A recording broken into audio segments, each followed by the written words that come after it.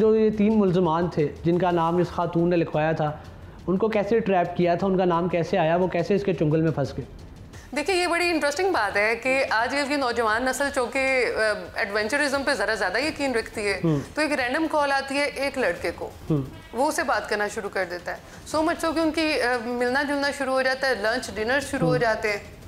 इसी दौरान वो अपने दोस्तों को बताता है कि ऐसे ऐसे लेडी ने मुझे अप्रोच किया है।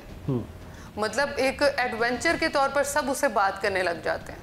बाकी दो दोस्त भी बात करने लग जाते हैं, लेकिन जिसका नाम दानिश है उसका कोई CDR या कोई चैट मौजूद नहीं है। मतलब जो तीसरा बंदा था इनमें शामिल था, मे बी उसके साथ इसकी इन्वॉल्वमेंट ज़्यादा हो। तो अच्छा, जो तीसरा बंदा जिसका नाम अभी तक वो सामने नहीं आया, जिसकी आइडेंटिटी रिवील नहीं हुई, हाँ जी, वो आप कह रहे हैं कि वो शायद इन्हीं के ग्रुप का हिस्सा था। एग्जैक्टली। लेकिन पसे मंजर में इनको ये नहीं पता था कि ये एक बहुत बड़े ट्रैप में फंसने वाले हैं, जहाँ पर लेडी ने इनको ट्रैप करते हुए ना सिर्फ अपनी चैट्स दिखाकर इनके नंबर हमें फराहम किए कि ये मेरे मुल्जिमान हैं, जबकि वकूए पे वकूआ पे जाने पे पता चला कि 15 तारीख का कोई CDR में किसी किस्म का कोई ऐसा वकूआ ही नहीं पाया गया।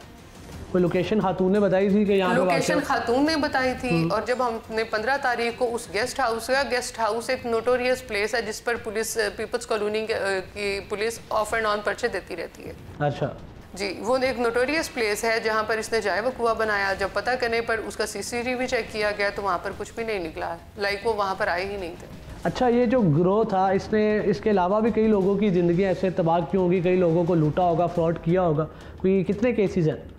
जी, जो कि रुबीना बीबी के नाम पे रजिस्टर्ड है, वो एक केस है जो कि गैंग रेप का केस है। ननकाना साहब के इलाके में उसकी रजिस्ट्रेशन है और उसमें जो नंबर दिया गया, फ़ोन नंबर FIR पे दर्ज है, वो बूटा वल्द रुस्तम के नाम से रजिस्टर्ड है। अच्छा। जिससे हम ये अज्यूम कर सकते हैं कि ये पूरी फैमिली जो है ये गैंग है जो कि लोगों को ट्रैप करती है और उसके बाद उनसे पैसे लेती है। अच्छा, कभी फैसलाबाद, कभी ननकाना साहब, मुख्तलिफ लोकेशन? जी, मुख्तलिफ लोकेशन। आपने जब पकड़ा कि आप कह रही हैं कि एक कोर्ट के अहाते में या कोर्ट के बाहर वकला जो हैं वो पैसे रिसीव कर रहे थे, कोई प्रूफ कैसे पकड़ा आपने, इन्हें गिरफ्तार कैसे किया और कैसे आपने इस सारी चीज़ को एक्सपोज किया? जी, इन्फॉर्मेशन मिलते ही जब मुझे ये दानिश मुल्जिम के हवाले से ये पता चला कि इनसे 3 लाख की डिमांड की गई है। दानिश ने आपको बताया? जी, दानिश और उसके साथ उसका कज़न अली बहादुर मौजूद था, जिन्होंने मुझे बताया कि ये हमसे 3 लाख रुपए की डिमांड कर रहे हैं। और पहले वो दूसरे नौजवान से पैसे ले चुकी थी? जी, नौजवान से पैसे ले चुकी थी। अब दानिश से ले रही थी? जी, दानिश से ले रही थी।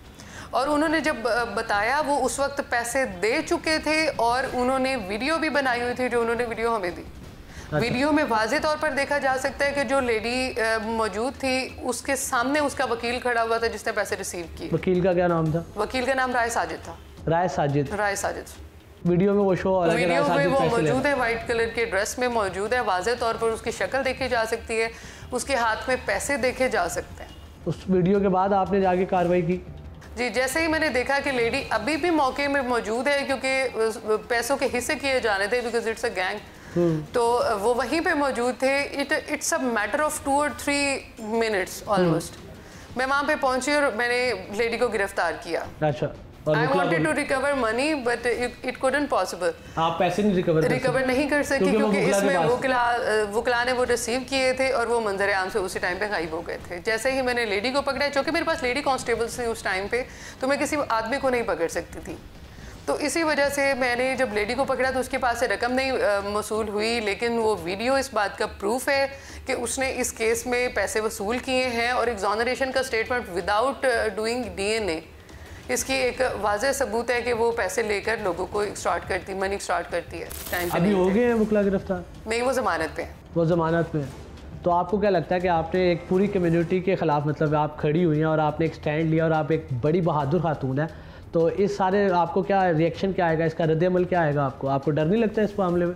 जहाँ तक डरने की बात है, देखिए, अगर हम डर जाएंगे ना तो माशरे में सुधार कौन लाएगा? किसी एक को तो आवाज़ उठानी पड़ेगी। तो मैंने आवाज़ उठाई और मैं इस बात के लिए तैयार हूँ कि जो रिपरकशंस आएंगे आई विल फेस इट। और ये सारा कुछ मद्देनज़र रखते हुए भी मैंने ये स्टेप लिया। और मुझे इस बात का पता है कि मेरे खिलाफ झूठी पटिशन्स की जाएंगी, मुझे कोर्ट कचहरी में सो मच सो कि मुझे हाई कोर्ट में घसीटा जाएगा। लेकिन मैं इस बात से बिल्कुल भी खाइफ नहीं हूँ कि एज अ पुलिस ऑफिसर थाना कचहरी तो हमारा घर है, हम अपने घर से ज़्यादा अपने थाने में और कचहरी में हमारा टाइम स्पेंड होता है, तो I am not afraid of it at all.